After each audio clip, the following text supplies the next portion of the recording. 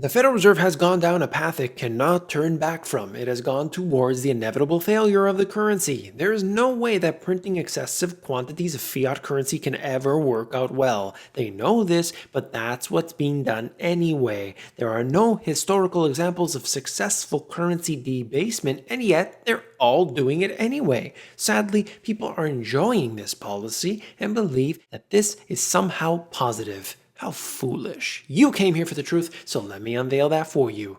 Today we are going to look at what the Federal Reserve has done. Oh, that's right. Every time they speak, I'm there to listen, and then I bring you a video. So you do not have to be bored out of your mind listening to this drivel. So I went through what you need to know. I'm bringing it to you in this video here. I'm going to show you the statement directly from the source. I'm going to show you the mainstream articles written about it. I'm going to show you the data that's going on right now with the central banks. I give you every single thing on this channel that you need to know to be empowered, to have the knowledge. I don't spoon feed you which stocks you're going to buy today, which ones you're going to sell, telling you about nonsense that doesn't even exist, and the alternative media, which has become absolute garbage right now for the most part. No, none of that here. You get the data, you are empowered by it, and you make the choices for yourself and your family. Let's get into it right away.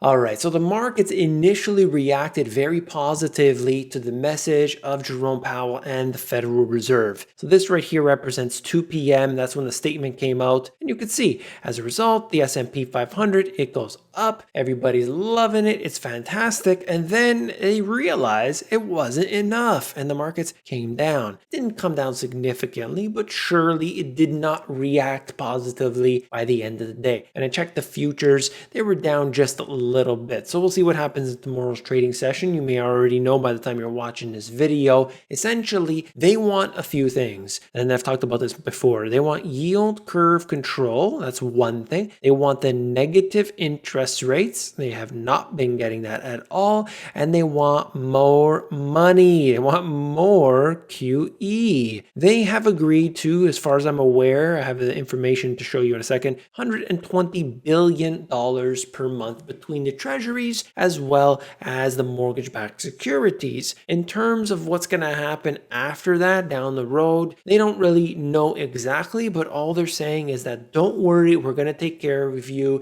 We're going to tuck you into bed. We're going to sing you a lullaby before bed. We're going to make sure that there's a shooting star coming across at the same exact time that you are there to stare outside the window. Your teddy bear is going to be positioned perfectly at a 45-degree angle from where you are situated, so it's looking at you, and they're going to make sure that the sun comes up at exactly 6:42 a.m. Now you might think, what the heck is this guy talking about?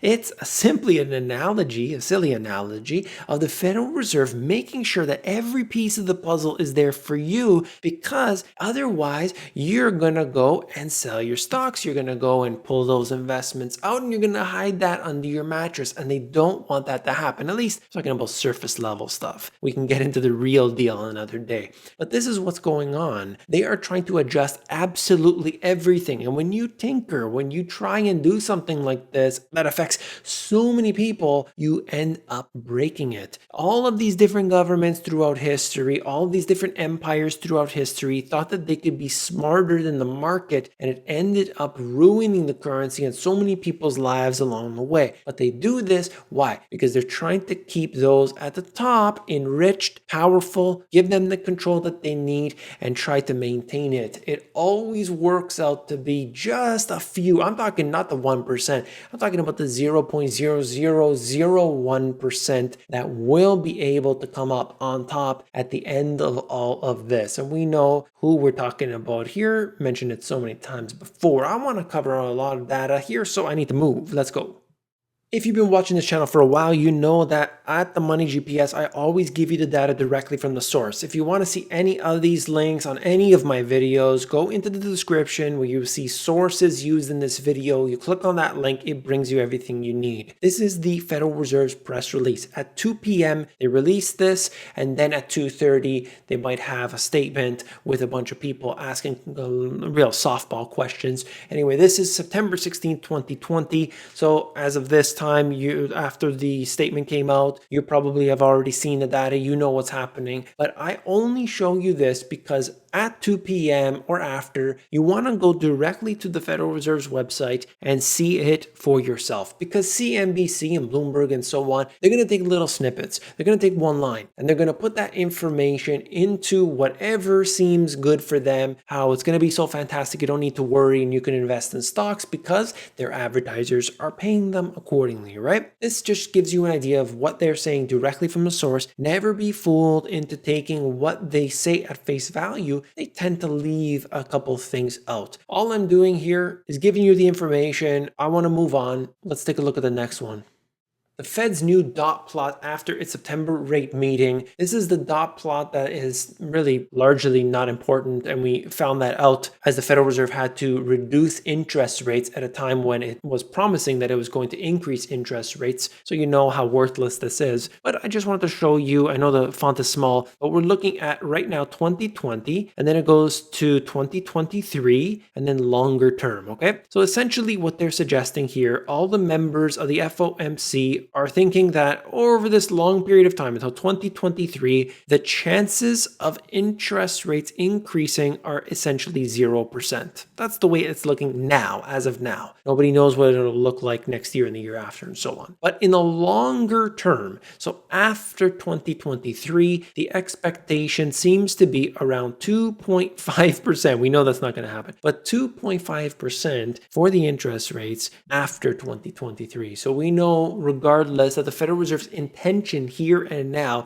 is to keep interest rates at 0%, try to maintain that for as long as they possibly can, and introduce more quantitative easing measures as time goes on.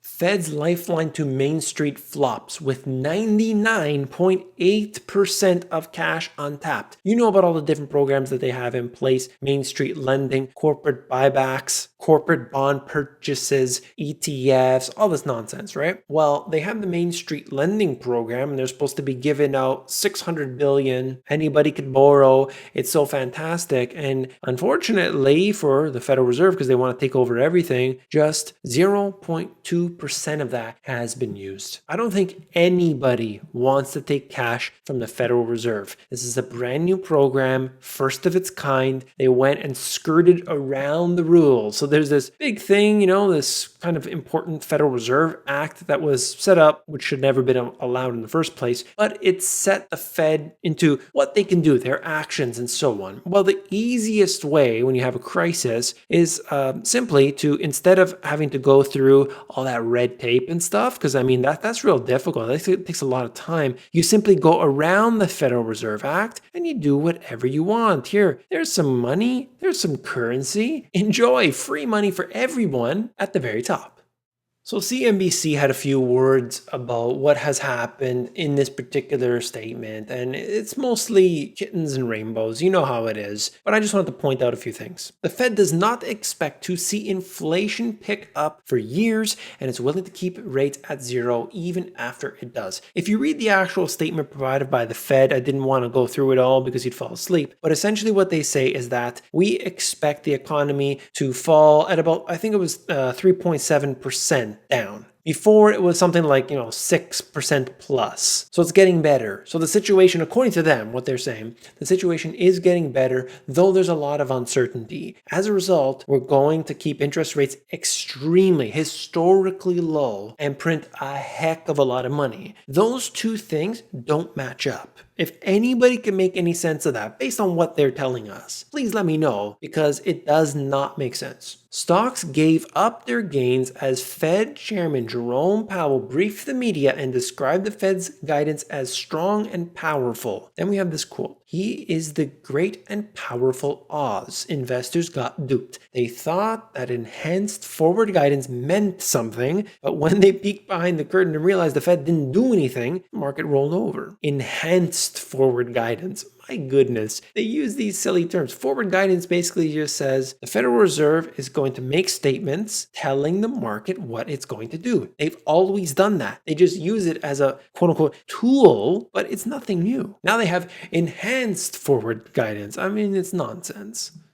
Really quickly, couple points. This article is talking about the details of the Fed. Again, according to Powell, more fiscal support is likely to be needed. They are putting the pressure on the government, saying you got to do your part. We're keeping interest rates low. We're printing a heck of a lot of money. Even though I thought it was hilarious that a few years ago they were keeping interest rates too high, and it was because of political reasons. I mean, come on, this is ridiculous. Interest rates have been rock bottom for this entire period since the Federal Reserve decided to drop them down. They barely brought them up. I mean, it was at 5.5% approximately. They brought them down to rock bottom. They barely started to increase them, and then they had to bring them down to zero again. Don't ever believe that nonsense, okay? As the months pass, there is no follow-up on the situation. He's talking about basically the CARES Act and so on. If there isn't additional support and there isn't a job for some of these people who are from industries where it's going to be very hard to find new work, that will show up in the economic activity. Absolutely.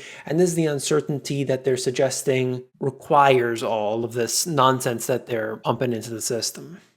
I thought this was quite interesting. They're actually talking about negative interest rates. Quote, don't do it. Studies flash sub-zero rate warnings to central banks. 6 years after the ECB cut interest rates below 0%, behavioral financial gurus have a message for other central banks thinking about taking the plunge. Don't.